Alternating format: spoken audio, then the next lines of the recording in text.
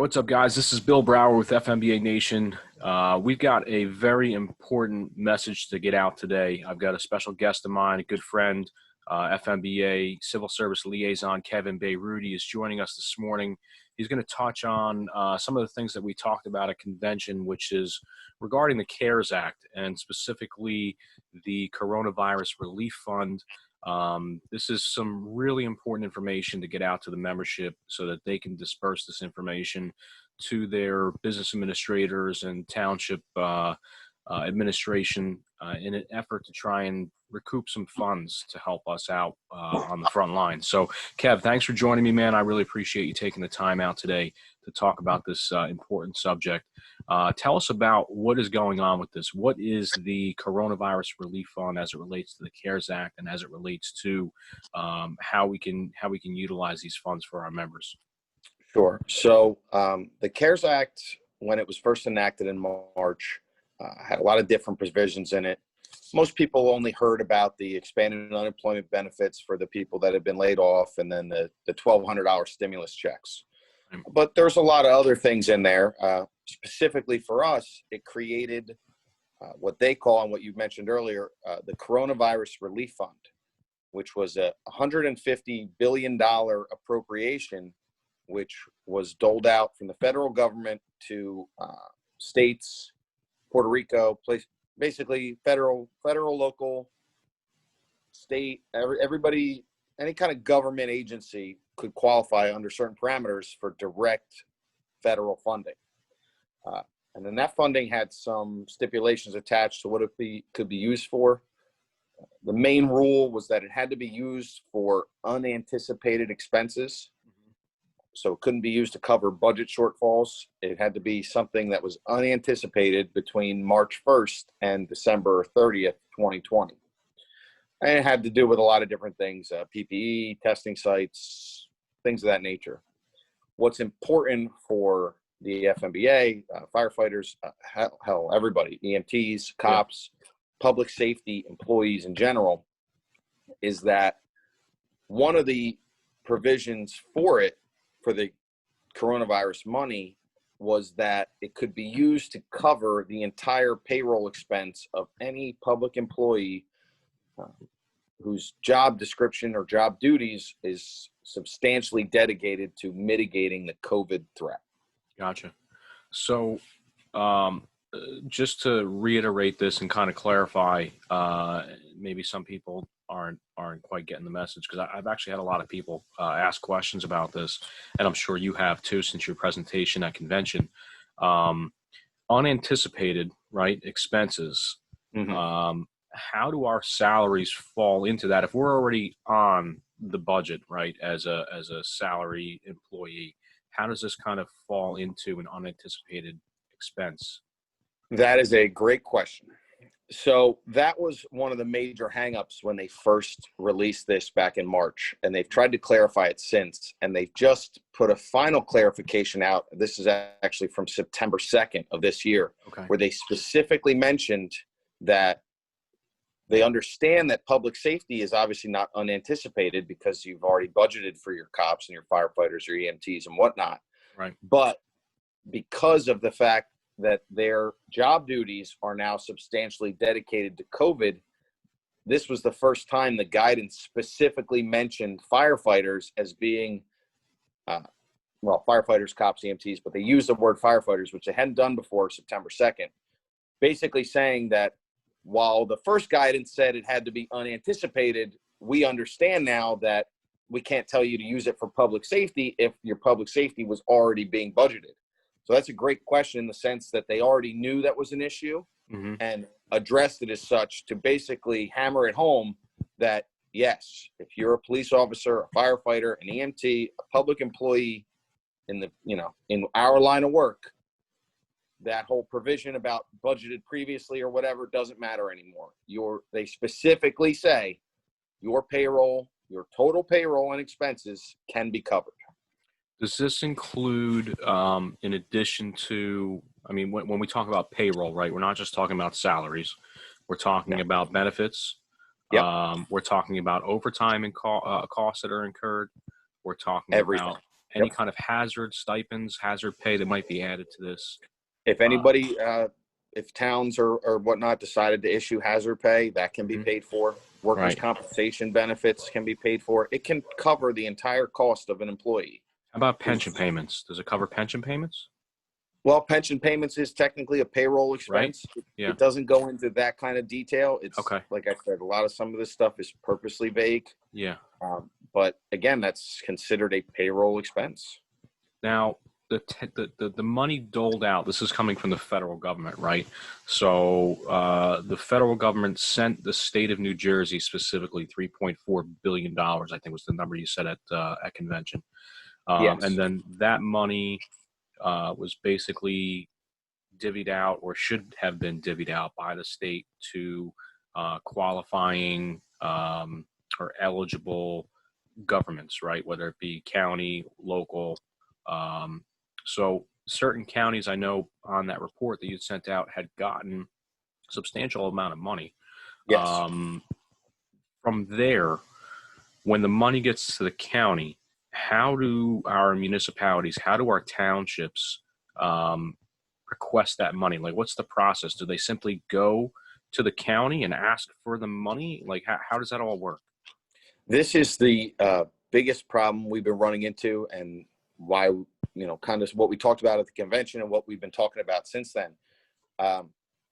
Not a lot of people even knew this was a thing.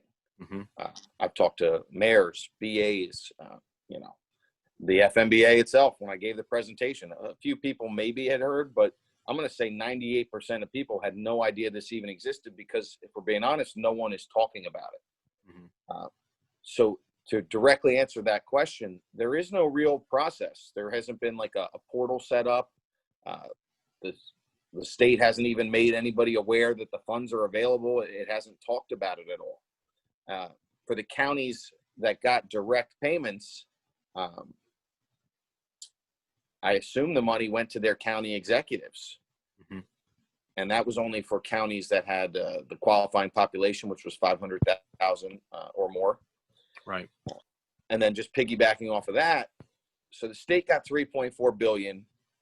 Roughly 1.4 billion went out to direct counties that had a population over 500,000. The other 2 billion, the state got directly under the provision that the federal government felt it would be easier for the state to give out the money to those counties that didn't qualify because the population was under 500,000. There were 12 of those. But one of the rules is that 45% of the $2 billion the state got directly, so, a little under $1 billion or so, was supposed to be doled out to these counties, the 12 that didn't qualify. Atlantic County didn't qualify, Mercer County, there's a few more, obviously. Based on their populations itself, they're supposed to get it. That whole $950 billion roughly at 45% is supposed to go to these counties. To date, the state has only given out $37 million for them to split. Yeah, I saw the numbers. It was staggering. I think it was what was it, like 3% or 4%, just over that is what the state has spent in total of the 3.4 billion that they've received. Or that's the expenses incurred, right? They don't say spent. They reference it as expenses incurred. Yeah, they have to file I hate to say quarterly, but bi-monthly kind of reports of where the money's gone, how much they've spent, that sort of thing. So that was from August 25th. Right. And yeah, as of August 25th, the state's allotment, they've only spent 4.6% of it. So we've got this situation. I'm in Union County, right? Union Fire Department, Union County. I noticed that our county specifically has only spent 1.7% of the $97 million given to or allotted for Union County based on their population size. And it's staggering to me to see that there's so little knowledge about this fund and how to go about getting the money. I mean, $97 million for one county is a lot of money that could essentially change a lot of things, right? We talk about contract negotiations. We talk about money available from these towns and whatnot. I mean, you talk about covering the expenses of salaries and equipment that might have been purchased for this pandemic for almost an entire year. That's got a trickle down effect for years to come. I Yep. mean, in terms of how these towns are spending their money. So, it's really interesting to see. I'd really like to see if we can find out more information about how this process is. Where's the best place to go to kind of clarify some of these questions that somebody might have? What's a good resource that you've been using that you can kind of direct people to? Sure. And actually, it's easy enough. The federal government Treasury website, so the UStreasury.gov. I think it's UStreasury.gov. It's the US Treasury website. There's only the one. Google it. Google it. Yeah. Yeah. They have a website completely dedicated to the CARES Act. And the first page of the website is the Coronavirus Relief Fund. You can look at the monies that went out. They have almost like a too long, didn't read, frequently asked questions thing. The entire guidance, which is only about 8 pages, is right on there too, which references specifically about how the money can be used for first responder payroll expenses. And the best part is, just going back to, Union County used as an example, they already have that money. They don't have to ask the feds for it or anything. Like, it's already sitting somewhere. They got it already. Right. It's their money. Again, I'm with you. It's striking to me that no one, they'll probably blame and say the guidance was unclear by the time they start spending it. But the guidance was pretty clear the whole time. It could be used for firefighters and cops to pay their payroll expenses. And to date, no one's talked about it and no one's bothering to fight for it except for us. So tell everyone what happens. Let's say, you mentioned it's from March through the end of the year. What happens when this money is not spent? Where does it go? It has to be returned. They have to give it right back to the federal government. If you don't spend it, you got to give it back. County's got to give it back to the state. State has to give it back to the feds, and that's it. Well, no. Well, you're not wrong, but in that case, every county that got a direct allotment, again, like Union County, goes directly. They're back in to the charge feds. of that money. Gotcha. So they have to give it back to the feds. Your county executives, or town managers, whoever, your county executives, your freeholders are in charge of that money. They already got it. Right. Gotcha. It's listen, this is it's surprising. It's not surprising, right? I mean, there's a lot of politics involved with this. It's a lot of money and a lot of politics involved. But this money could do a lot of good for a lot of departments. And especially, the one thing that was really interesting that you mentioned at convention was that there's really no accounting to this. They don't have to account for the expenses. Talk about that a little bit, like how that all works in this fund. Yeah, I mean, that's another thing. You don't have to, like, they specifically mention it, and they use the term administrative convenience, which essentially means that if you're a firefighter, if you're a cop, if you're an EMT, they've already assumed your job title responded to COVID. Right. Which obviously we did. So you don't have to, as an example, you don't have to, if you work in Trenton or you're on engine 7 or you work in Union, you're on, truck 5 or whatever.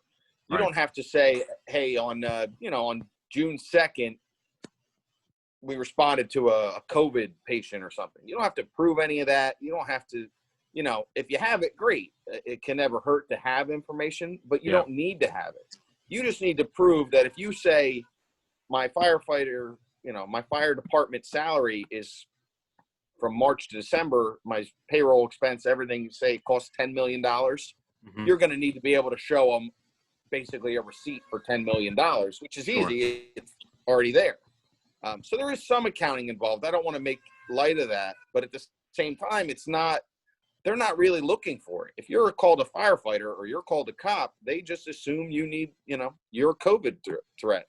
So the whole thing is just, it's mind-boggling to me that this is the easiest money you could possibly spend, and no one even knows about it. Yeah. Crazy. Kev, if somebody wanted to reach out to you, what's the best way for them to contact you if they have any questions regarding this? Of course. So they can call me anytime, actually. My cell phone is 609-947-8094. Okay. They can also reach me at email. It's my first initial, so K, Beyrouty, so KBEYROUTY at njfmba.org. Gotcha. Awesome, man. Well, listen, thank you for spending a couple minutes to talk about this. Huge information to disseminate to the membership. So really appreciate you digging this up, finding it, and spreading the word. So, I'm hopeful that that our members can bring this message back to their administrators and try and do something with it, because it could definitely ease a lot of the burdens on so many municipalities when it comes to paying for the costs for this coronavirus pandemic. The biggest thing, again, just to close, and thanks for having me, obviously, this money is there. They already have it. And the NJ state budget is 251 pages, and I read the entire thing yesterday, and they don't mention coronavirus at all. So unless they repurpose this money or whatever, it's still just sitting there. And right. Unless we start asking for it, I get the sense that they're not just going to give it to us. Right. So it's important to, if you have questions, contact me, Eddie, Wayne, call yourself, whoever. Just get in touch with with us. We'll go through whatever you need. We need more towns to start asking, because the time frame, by December 31st, they have to give it back. Yeah. So we're running out of time. Yeah. Well, listen, we're going to put this information up on the FMBA website as well. That should be up there by the end of the day, so that anyone that's looking for the resources from the Treasury, we'll dig it up and we'll put the links on the website. But Kev, thanks again for joining me, man. I really appreciate it. And be safe out there, all right? You too, Bill. Thanks, buddy. All right, take care. Hey guys, Bill Brower here with FMBA Nation. I wanted to take a minute to tell you about ServPro of Central Union County and Western Essex County. These guys are a trusted leader in the restoration industry. They provide 24-hour residential commercial services with highly trained restoration technicians. They're a locally owned and operated business, and they're dedicated to being faster to any size disaster with the training, equipment, and expertise to handle your restoration and cleaning needs. Some of the things that they cover are water damage restoration, fire damage restoration, mold remediation, storm damage restoration, cleaning services, and building services, to name a few. These guys understand the stress and worry that comes with a fire or water damage and the disruption it causes to your life and home or business, and their goal is to help minimize the interruption to your life and quickly make it like it never even happened. Our friends over there, Carl Spinner and Bob Morrison. Carl has over 25 years of experience in the industry. Bob Morrison has over 35 years of service industry sales experience. So don't hesitate to give them a call. You can reach them at 908-233-7070. All right, guys, thanks for listening to another great episode of FMBA Nation, and stay tuned for some more great content to come. You can find us on Facebook, Instagram, and Twitter. You can also listen on the NJFMBA YouTube channel, as well as Apple Podcasts, Anchor, and the Google Play Store. And if you're interested in becoming a sponsor of the FMBA Nation podcast, please email us at nation@njfmba.org.